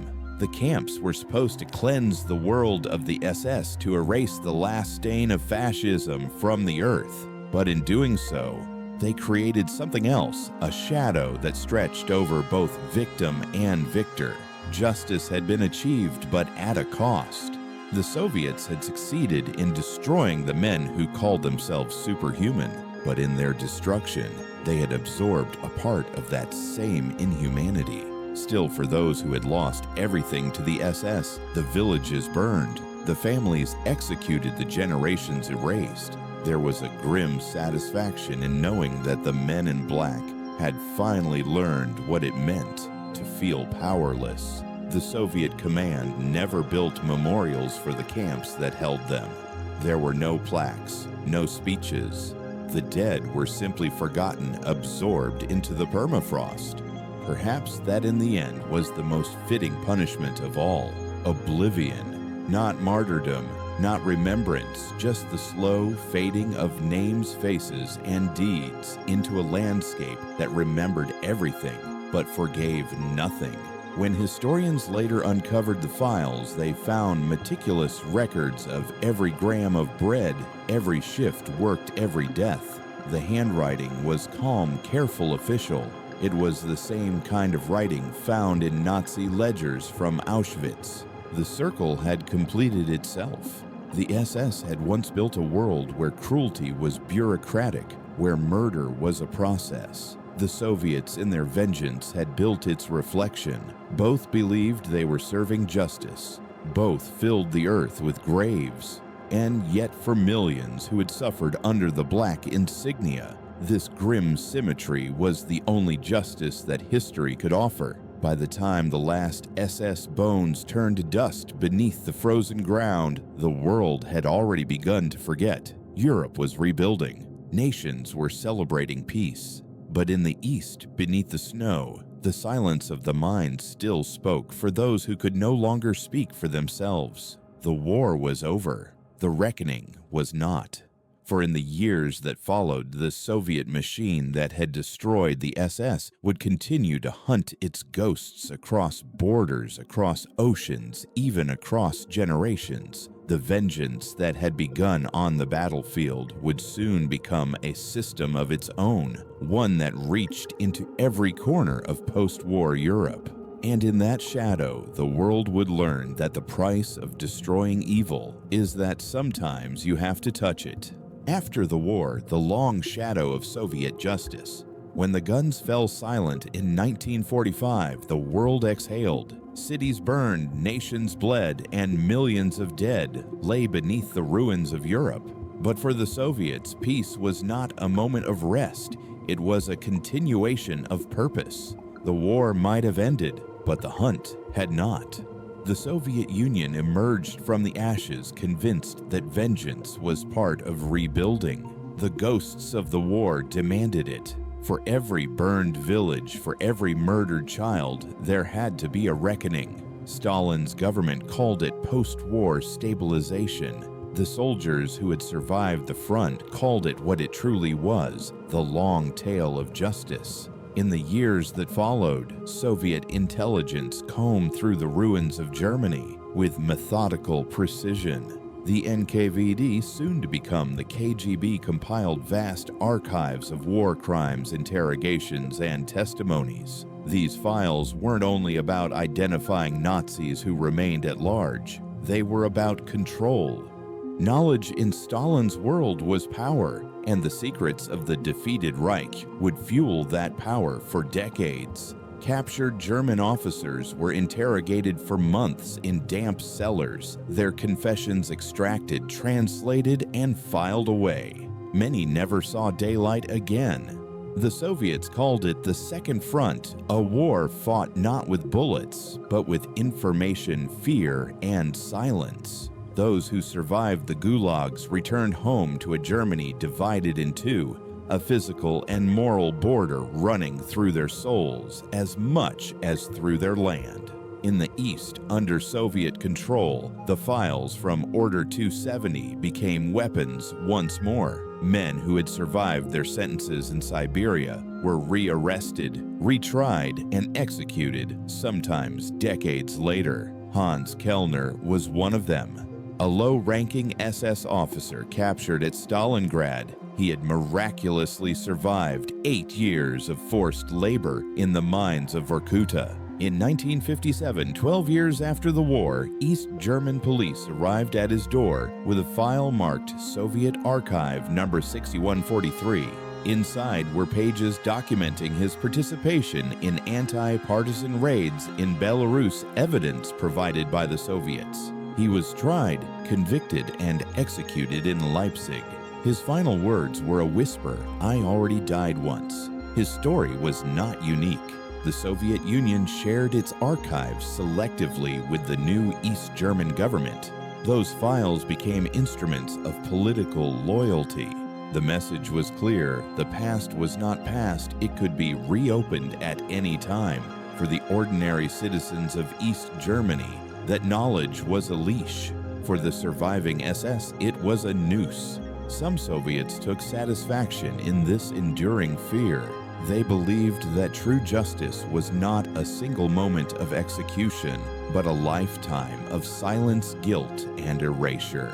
To them, punishment was not complete until memory itself became a prison. But vengeance, institutionalized, quickly loses its clarity. By the early 1950s, the machinery of Soviet justice had turned inward. The same prisons that once held Nazi war criminals now held political dissidents, writers, and soldiers accused of disloyalty. Torture rooms once used for German interrogations were now used on Russians. The instruments of vengeance had outlived their original purpose. And yet the files on the SS never closed. They were studied, copied, reinterpreted, each name a thread in a vast web of power. Stalin's secret police learned from their enemies. They studied how the SS documented everything, how it controlled through fear and obedience. In their pursuit to destroy fascism, they had absorbed its methods. The long shadow of Soviet justice spread far beyond Europe. Across the world, fugitive SS officers tried to start new lives under false identities. Some fled to Argentina, Brazil, and Chile, others to Syria and Egypt. But even there, the Soviets followed. In 1949, NKVD agents tracked Otto Skorzeny, Hitler's famed commando leader, through Italy. They failed to capture him, but the operation set a pattern. Soviet intelligence would chase SS fugitives across continents, often clashing silently with Western intelligence agencies who wanted those same men for their own reasons. To the West, many of these former Nazis were now assets, men with knowledge of the Soviet system of tactics of borders. To the Soviets, they were unpunished ghosts that needed to be erased. The Cold War became in part an invisible continuation of World War II. The world had split ideologically, but the hatred of the SS remained universal. Throughout the late 1940s and early 1950s, trains once again moved east, not full of prisoners this time, but of documents. The Soviets relocated vast quantities of Nazi archives, from lists of deportations to blueprints of concentration camps. These documents were studied, dissected, weaponized. In Moscow's secret institutes, scholars pored over the blueprints of genocide to learn how an entire nation had been controlled by fear. The irony was unbearable. The Soviet Union, which had avenged the victims of the SS with righteous fury, now examined their methods not as horrors to be erased, but as lessons to be understood. In the name of security surveillance and state control, the ghosts of the SS found a strange afterlife inside the Soviet bureaucracy. Even in triumph, evil left fingerprints. For decades after the war, Soviet propaganda celebrated the destruction of the SS as proof of moral superiority. Films, posters, and parades depicted the Red Army as the hammer that shattered fascism. But the veterans who had fought in the mud and snow knew the truth was darker. They remembered the villages where vengeance became indistinguishable from justice. They remembered the prisoners who were shot without trial. They remembered what they had seen in the camps and what they had done afterward. For them, victory had come at a cost too high to celebrate. Many never spoke of it. Those who did used the same phrase again and again. We had to become monsters to kill monsters. That quiet admission was the Soviet Union's unspoken legacy, the understanding that while evil had been defeated, it had not been purged. It had merely changed uniforms. As the years passed, the vengeance of the 1940s hardened into history. Stalin died, the camps emptied, the files were sealed, and the world began to forget. But history does not sleep. In 1991, when the Soviet Union itself collapsed, construction workers renovating an old building in East Berlin broke through a sealed basement wall. Inside, they found the remains of over 200 men. Forensic analysis showed that all had been executed between 1945 and 1947. Each skull had a single bullet hole behind the left ear, the Soviet method. Fragments of uniform buttons and insignia confirmed what the archives would later prove: they were SS men. The room had been left untouched for 46 years.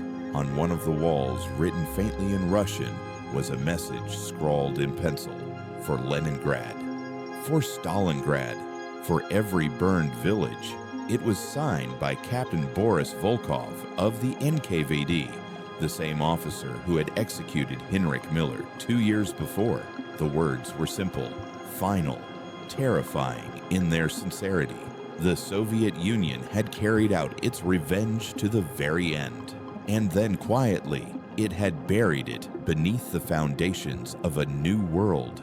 The long shadow of Soviet justice did not fade. It blended into history, into the myths of victory, into the silence that followed. To this day, no memorial marks the site of that basement. There are no names for the dead, no record of the executions, only the faint echo of Volkov's last message: for every burned village. Because in the end, that was what the Soviet campaign against the SS truly was: not a crusade for law or even for morality, but a reckoning written in the language of memory. For the men who had fought from Stalingrad to Berlin, vengeance had never been abstract.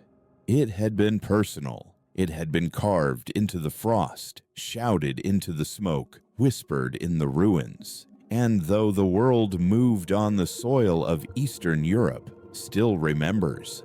Every spring, when the snow melts near Kolyma, small fragments of metal rise to the surface: buttons, badges, bits of bone.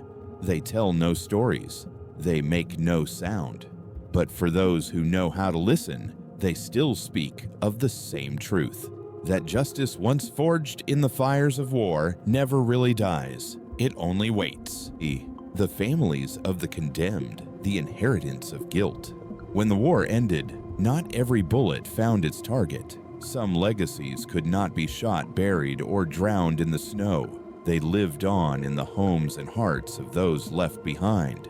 For the wives and children of the SS, the war never really stopped. They carried the invisible inheritance of their husbands' and fathers' crimes, an inheritance of silence, suspicion, and shame that followed them like a shadow through generations. The Soviets understood this better than anyone. They had seen entire villages erased, families turned to ash. To them, guilt was not an individual thing, it was inherited, collective, woven into bloodlines. The SS had called it racial purity.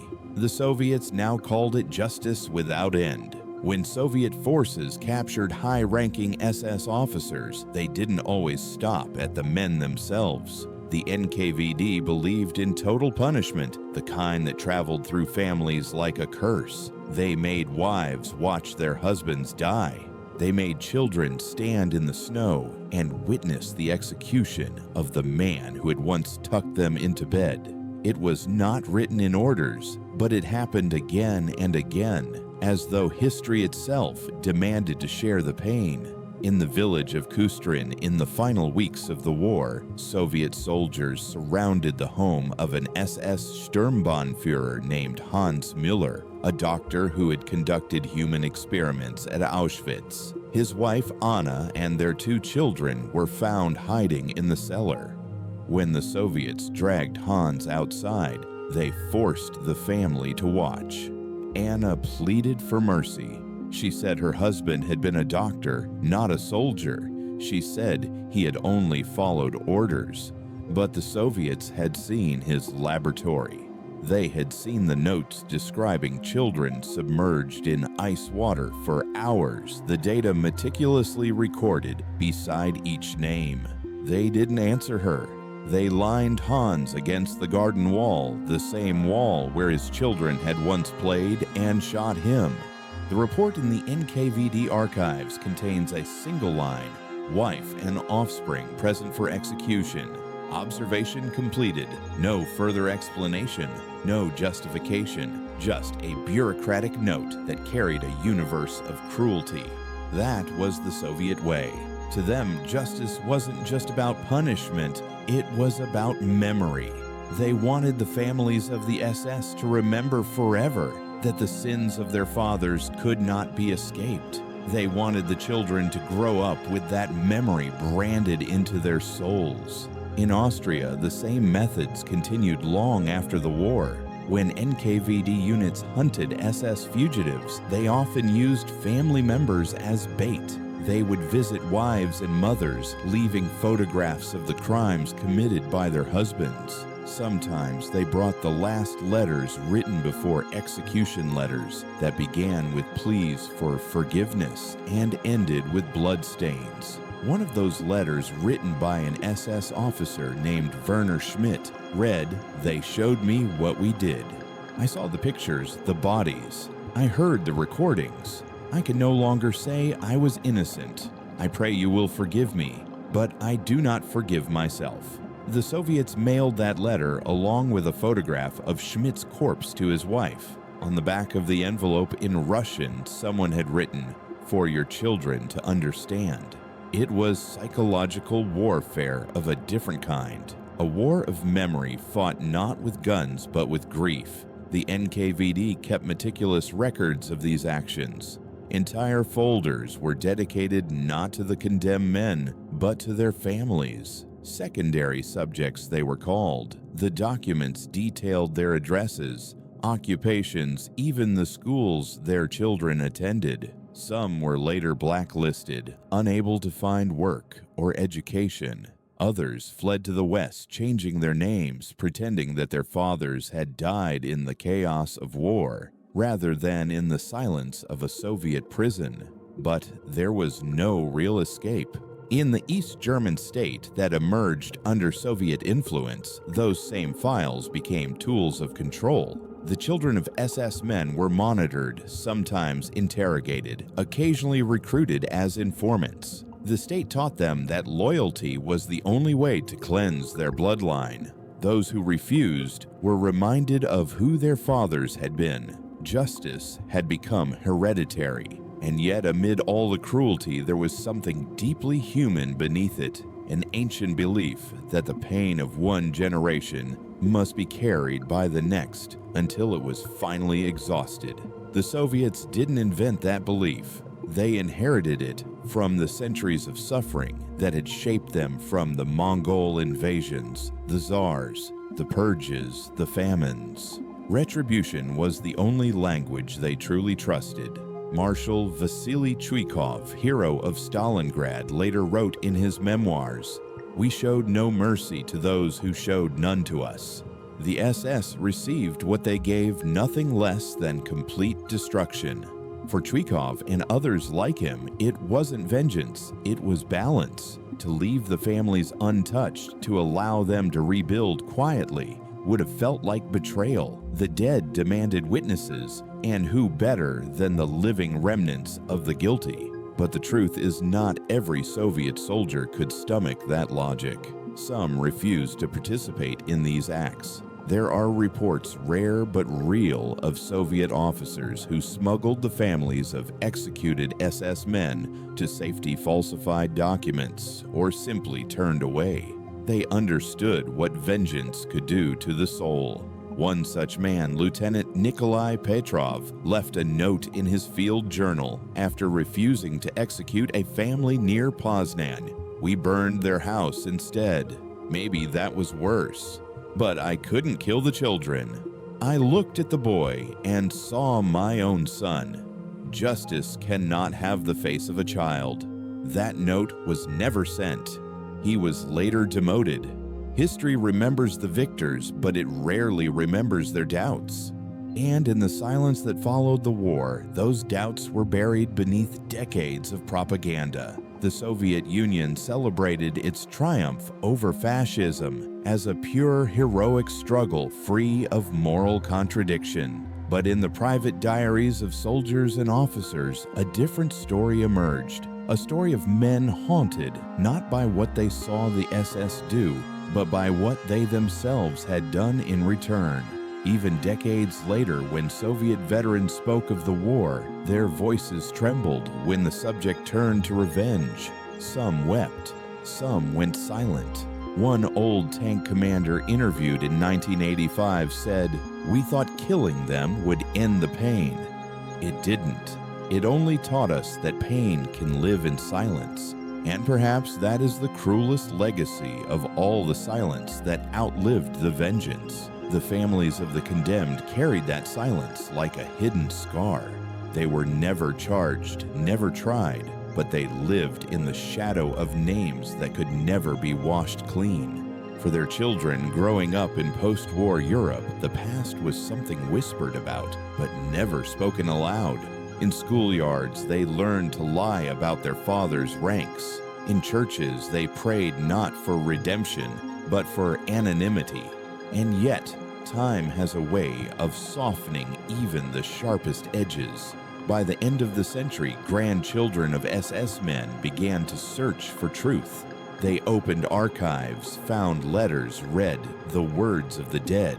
Some were horrified, others found closure. Many simply wept for the victims, for the killers, and for the generations trapped between them. The Soviets had intended their vengeance to erase evil from the earth, but memory is not so easily erased. It mutates, it lingers, it passes from parent to child, from silence to whisper, from fear to curiosity. The children of the SS grew up in a world that hated their fathers, yet carried traces of their humanity. The children of the Red Army grew up in a world that worshipped their fathers, yet carried traces of their cruelty. Both inherited ghosts. And perhaps that is the final unspoken truth of this long war, that vengeance, even when justified, does not end with the dead. It ripples outward through families, through generations, until it becomes something else entirely history. History that no one asked for, but everyone must bear. The SS dreamed of a 1,000-year Reich. They lasted 12. But their crimes, their symbols, and their shadows lived on in the people they left behind, in the orphans of the guilty, and in the children of those who avenged them. Both sides, in their own way, carried the mark of the wolf. And as the decades passed, as Europe rebuilt itself in glass and steel, the echoes of those cries and those shots still whispered in the corners of history, reminding the living of what vengeance can do when it becomes a creed. Because long after the bullet stopped, justice still had one more form to take, one that would come not from the battlefield, but from the earth itself. The past had not finished speaking. It still waited quietly beneath the soil of Europe. The bones beneath the parking lot, France's unspoken memory. For decades after the war, Europe rebuilt itself on top of silence. New cities rose where old ones had burned. Asphalt covered fields once red with blood. Factories replaced forests. The continent moved on, or at least pretended to. But history does not stay buried. It waits, it watches, and sometimes it breathes again through the cracks in the pavement. In 1991, in the French town of Oradour-sur-Glane, construction workers renovating a municipal parking lot unearthed something the earth had hidden for nearly half a century: bones. Dozens of them, tangled, fractured, and fused with metal buttons bearing a familiar insignia, the twin lightning bolts of the SS. At first, local officials assumed it was a small, forgotten grave from the Liberation. But as archaeologists dug deeper, the site expanded. What they found beneath the smooth concrete of modern France was not a single grave, it was a pit. A pit large enough to hold a company of men. The bones told a story without words. Most had bullet holes clean through the skulls, all behind the left ear. Some were still bound with wire at the wrists. Others were burned, suggesting attempts to destroy the evidence before the site was covered. Forensic dating placed the remains between 1944 and 1946, the immediate aftermath of the Nazi occupation. The official narrative was quick to form. The skeletons, authorities said, belonged to German soldiers executed in the confusion following the war, perhaps by French partisans seeking revenge. But the details didn't fit. The precision of the killings, the uniformity of the method, the lime poured neatly over the bodies, it wasn't the chaos of revenge. It was procedure. And the documents in the newly opened Soviet archives hinted at something else. Buried in a file labeled Operation Cinder, Western Zone 1945, there was a report from an NKVD liaison attached to French communist resistance units. It detailed the processing of 43 SS officers captured while fleeing toward Spain. The order came from Moscow: no transport, no trial, execute locally, cover immediately, record destroyed. The coordinates match the site in Oradour, the same small village where in 1944 the SS Das Reich Division had slaughtered 642 civilians, men, women, and children, burning them alive inside a church. Justice, it seemed, had returned to the same soil. But by 1991, France was not ready to hear that its liberation had come with its own shadows. The government sealed the excavation, reburied the bones, and paved the lot once more. A small bronze plaque was installed nearby, bearing a single line in memory of those who fell in the chaos of war. No mention of the SS, no mention of the NKVD, no mention of what those bones really meant. It was easier, perhaps, to let them sleep again. Because the discovery forced Europe to confront a truth it had long avoided, that vengeance did not stop at borders, that even in the lands of liberty, the ghosts of the war had found their way into the soil. Throughout the 1990s, similar discoveries surfaced: shallow graves in Poland, the Czech Republic, Austria, even Germany itself. Each one held the same pattern: executions carried out with cold precision, often of SS personnel or collaborators, sometimes civilians mistaken for them. The Soviet signature was unmistakable: the single bullet, the lime, the missing records. In these discoveries, the past whispered its final confession that justice, when stretched too long, begins to resemble the thing it seeks to destroy. For every SS officer executed without trial, there were wives who never knew what became of them, children who spent their lives searching for graves that didn't exist, families who carried shame without closure.